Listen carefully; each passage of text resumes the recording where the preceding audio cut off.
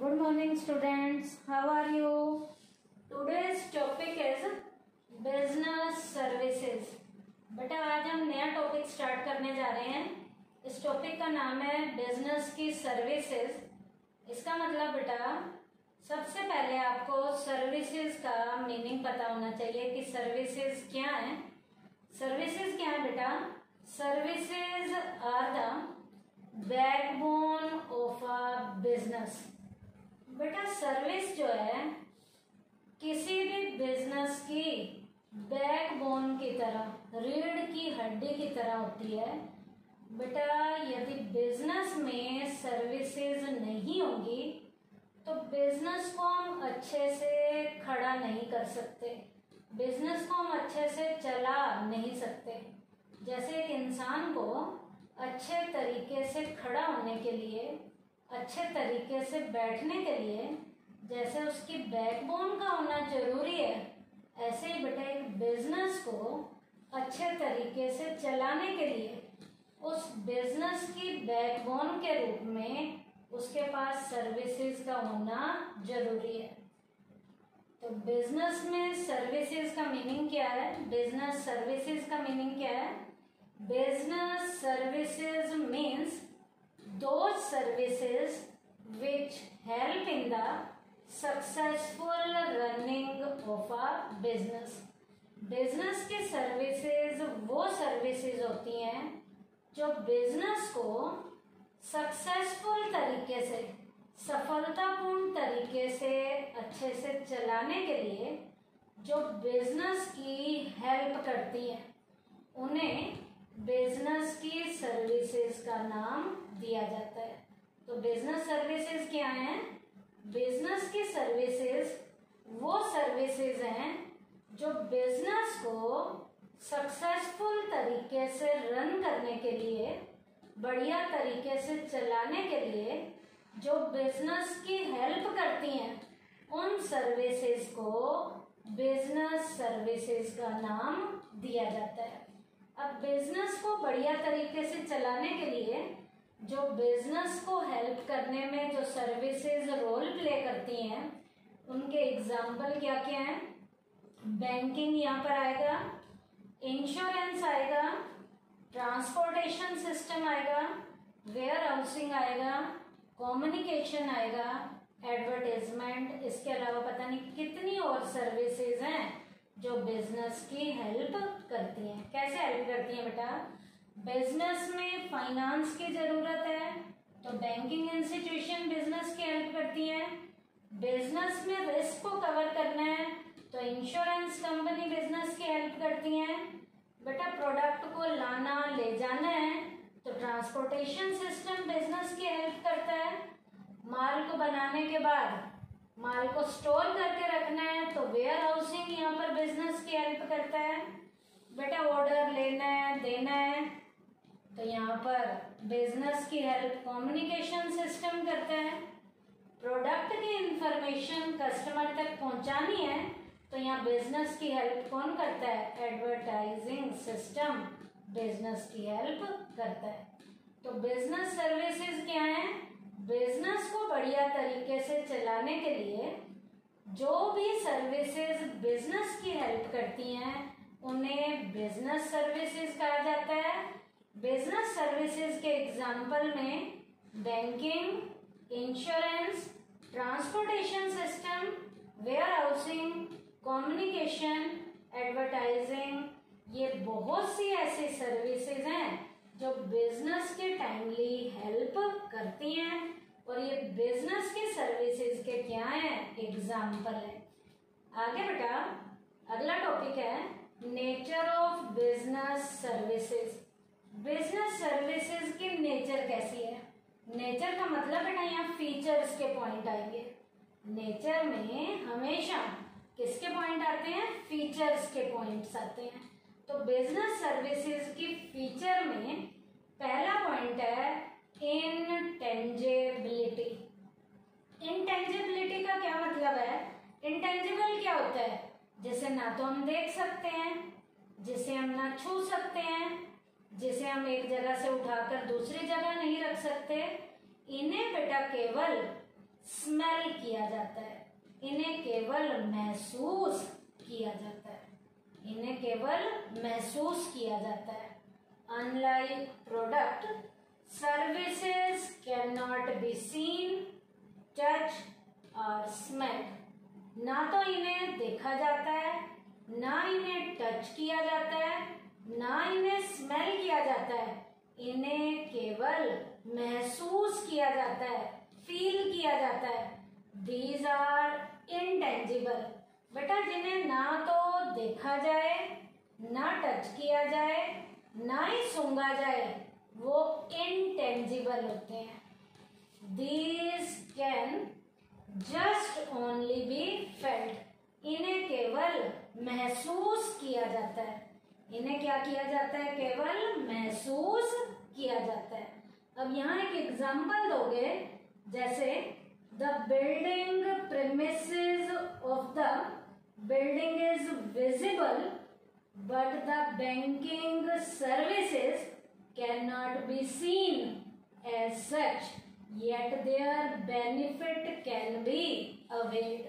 बेटा बैंक की बिल्डिंग को देखा जाता है, लेकिन बैंक की सर्विसेज को देखा नहीं जाता, महसूस किया जाता है, उसे अवेल किया जाता है। तो यहाँ पर बैंकिंग सर्विसेज इनटेंजिबल है, जिन्हें देखा नहीं जाता, जिन्हें केवल महसूस किया जाता है। बैंक की बिल्डिंग को, बैंक के प्रेमिसेस को देखा जाएगा, लेकिन बैंक की सर्विसेज को देखा नहीं जाता, केवल महसूस किया जाता है। सेकंड इसकी बेटा फीचर है हेट्रोजीनियटी।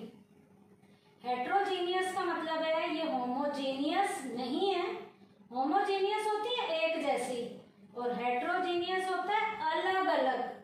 सर्विसेज लैक्स होमोजीनियटी। सर्विसेज में होमोजीनियटी की कमी पाई जाती है। इसका मतलब ये एक जैसी नहीं होती, सर्विसेज अलग अलग होती हैं। Like the behaviour of a bank employee या a service provider, it can be amiable towards one customer and harsh towards the other. बेटा जैसे बैंक के एम्प्लॉय का या कोई भी जो हमें सर्विस प्रोवाइड करा रहा है, उसकी सर्विसेज हर एक इंसान के प्रति एक जैसी नहीं होती। कैसे? मान लीजिए बैंक के एम्प्लॉय की बात की जा रही है, तो बैंक के एम्प्लॉय का बिहेवियर किसी कस्टमर के साथ तो बहुत पोलाइट वाला हो सकता है, और किसी कस्टमर के साथ उसका बिहेवियर हार्श भी हो सकता है। इसका मतलब एम्प्लॉय का बिहेवियर किसी के साथ पोलाइट है और किसी के साथ हार्श है। इसका मतलब एक जैसा उसका सब के साथ बिहेवियर नहीं है। ऐसे ही जो हमें सर्विसेज देता है, वो सर्विसेज किसी को बढ़िया देगा और किसी को घटिया देगा।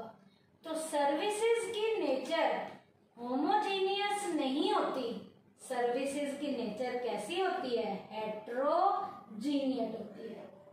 So it is not essential that the services provided by a person और ऑर्गेनाइजेशन होमोजीनियस।